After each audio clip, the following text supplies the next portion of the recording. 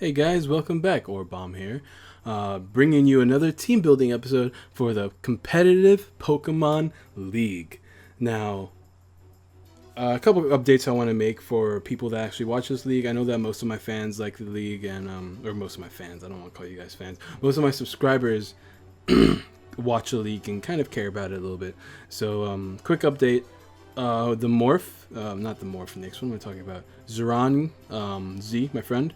He ended up having to drop because of personal issues. So we actually picked up my friend, and he was once on the channel, my good friend Captain Bravo.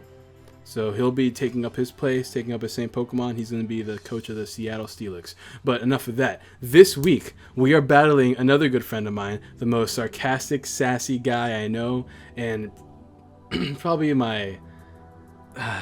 the guy I'm most afraid to battle, my good friend Marco, Marco64.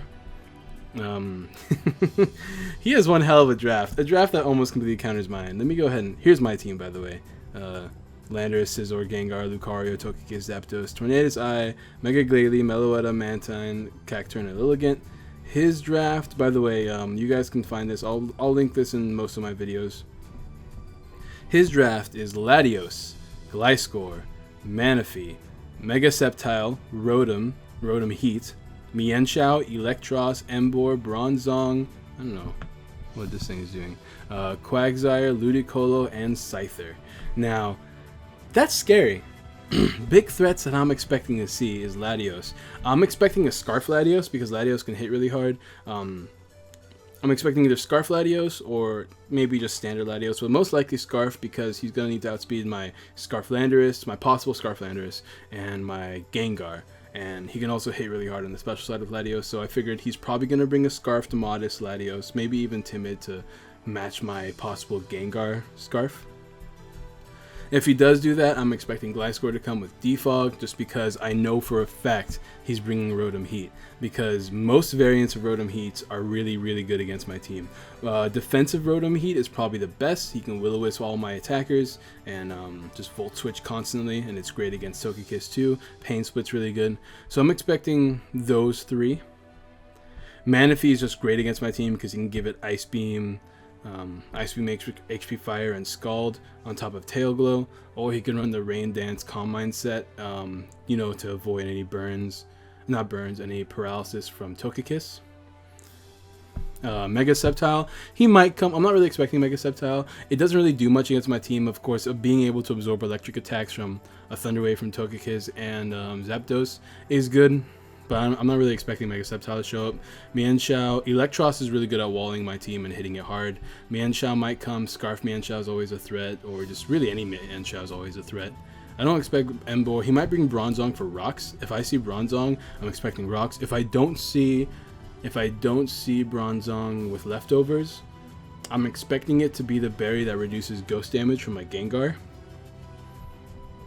Quagsire might come because it's a pretty good check to, or a pretty good wall counter to Lucario. And I'm not expecting Ludicolo or Scyther. So those are the mons I'm expecting. Which is, I did a lot of testing because this guy is actually probably the biggest threat to me in this league. Not because of battling skill, but because of his team itself. So I've built a team that I thought would do the best against his team. I wanted to bring Tailwind this week. This week was scary. I'm afraid of any Scarf Pokemon, so with Tailwind I can come in and revenge. This is like a late game kind of thing. I could set up the Tailwind and I could just finish him off with any of my hard hitter. As you can see, I have these 5 other Pokemon. If he's not Scarf, or maybe if I predict something on the Switch, I can go for Knockoff to get rid of some items. Hurricane just hits really hard. I'm not really expecting to use it too much, but if I'm stuck in a corner and I need to hit hard, hopefully I can land. And then U-turns for momentum. We got Lucario, Lumberry Lucario, because I know at +2, I think 95% knock out a max defense Rotom Heat after Stealth Rock damage with a close combat. So Lumberry is to avoid any Will-O-Wisp, justified of course, just because I would like to run Inner Focus for Mienshao, but I don't think Mienshao is coming. I'm not 100% certain on it. Justified is just good in case he wants to use any other dark attacks for Gengar or something like that. Swords Dance, Ice Punch for the Gliscor. Gliscor does outspeed. If you guys saw his battle against Marco, he did EV it to outspeed a Lucario. I'm expecting him to do that again.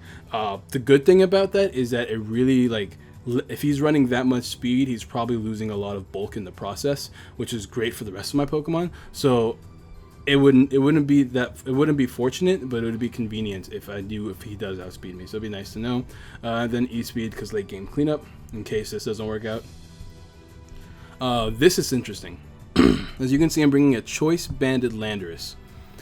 Because Landorus with a choice band, as long as I don't miss Stone Edge, it should do enough to knock out a max defense Rotom every single time after rock damage. And I'm bringing Stealth Rock. Only reason why I'm bringing Stealth Rock is I want to confuse him. I don't want him to think that I'm Scarfed.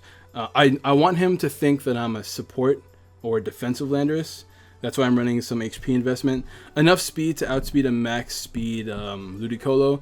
I'm not really interested in outspeeding any of his other Pokemon, even though a lot of them can knock me out in one hit. I don't want to lose the Adamant, because the Adamant is there to secure a lot of kills. U-turn for more momentum, and then knock off to get rid of more items. Getting rid of items is going to be key for me to win this game. Gengar. Gengar is my Life Orb set. I'm very iffy about running a Life Orb. Doing sub, Shadow Ball, Sludge Wave, Energy Ball. Energy Ball is for that Quagsire. Energy Ball also, who does those Energy Ball hit?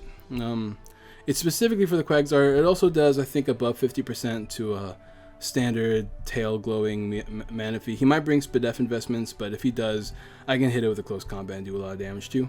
As well as any of my other mons really hit it hard with the Stone Edge. I'm not running Earthquake because, as you can see, Earthquake doesn't do too much. I mean, these two are immune. It only really hits Manaphy. The rest of these Pokemon can die to other hits from my other mons. So I'm not in need of Earthquake. I'm hoping he doesn't expect me to bring Landorus either. Gengar, I already said. Shadow Ball, Sludge Wave, just standard Gengar. He's running Substitute because he usually forces out switches, and then I can get behind a sub and just start hitting things really hard. Standard Togekiss, but instead of physically defensive, I'm going specially defensive. Reason why is because I was having some test battles with some friends, and it seems that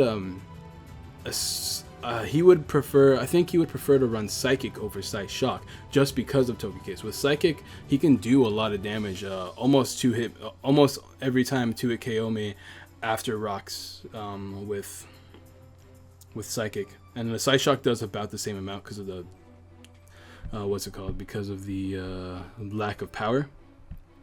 So max HP, max Spadef. I'm bringing Thunder Wave. I know it's not going to be too terribly useful, but if I could just be lucky enough to paralyze some Pokemon, like even I wouldn't even mind paralyzing the Bronzong, just because I can Paraflinch it, and that Bronzong could be a threat. I'm not bringing too much for the Bronzong, sadly, but if he brings any of these other mons, I could paralyze him, and at least that forces switches. That forces him to go into ground types. I'm going to reveal the Thunder Wave once. That's the game plan, is to reveal Thunder Wave once, and then kind of force him to switch into ground types more often, so I can make the double into Pokemon that can check it. And then I'm bringing a Expert Belt, Modest Zapdos. Zapdos is here to hit hard. Once again, it pairs really well with the Tailwind, Volt Switch for momentum, and then once again, forcing ground types to come in. I'm not running HP Ice, I'm running HP Grass because I figured I'm going to need a secondary check to the Quagsire. Since a Quagsire will wall my team otherwise, I can't do much of this thing at all. Ancient Power is here for the Rotom. It does at least 50%. I think to a Spadefable Rotom, it does like 40-45% or something like that. HP Grass. Air Cutter because it hits a lot of his team neutrally, just in case I want to make a safe prediction as opposed to, like, I don't know, go for Volt Switch and get no damage. I can go for Air Cutter. Plus, it's a solid way for like late game, and it has a high crit ratio. I don't really play for crits, but like it's Pokemon, things that happen. As you can see from week 1, Pokemon's crazy. But yeah, that's my team. Let me see what else I'm missing. I'm covering most of his mons this way. Latios gets checked by almost all my mons as long as have a Tailwind up. Nothing outspeeds it, even if it's Scarf. And I don't know if Latios getting any speed boosting attacks besides Dragon Dance, which I don't think he's going to run Dragon Dance. Gliscor is a threat. A Swords Dance could do a shit ton of damage. I almost want to run Ice move, like an Ice move on something else, but I just don't see a place where it would fit. HP Grass is super important for the Quagsire. Because Quagsire can be such a huge threat otherwise, so I'm not going to be doing that. Just have to hit it with an Ice Punch or just wear it down. It shouldn't be too difficult to do. Manaphy's a threat and a half, but I have Volt Switch, I have I have close combat. I have energy ball, even like regular attacks like shadow ball. Shadow ball murks his team, as you can see.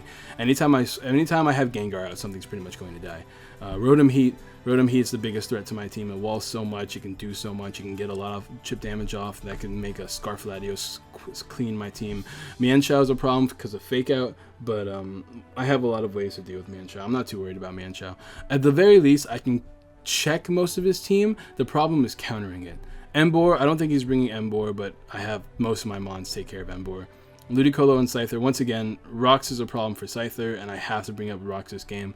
And Ludicolo, I mean, he could bring Ludicolo. It could pair really well with the Manaphy. But if he does bring Ludicolo, I do have Air Cutter, as well as just some hard-hitting mons, and I should be able to. I'm 100% outspeeded in the Tailwind with most of my Pokemon, as long as the Tailwind is up. So the goal there is to get the Tailwind up at the very end of the game. I can't control the match, but I'm going to try my best to keep up momentum. And yeah, so let me know what kind of team you guys would bring to battle Marco. I showed you his draft. You saw what I brought. You saw my draft. I didn't want to bring Scizor because he has too many things I can deal with Scizor. I really want to bring Scizor. I know I brought it last week, but it didn't really do any work last week. But yeah, that's it. Thank you guys so much for watching. I'm hyped. I'm really excited. I love this tournament. I love all the friends that I have in it. Let me know what you guys' opinions are on the tournament too, and I will see you guys later. Be sure to drop a like and subscribe too. Bye!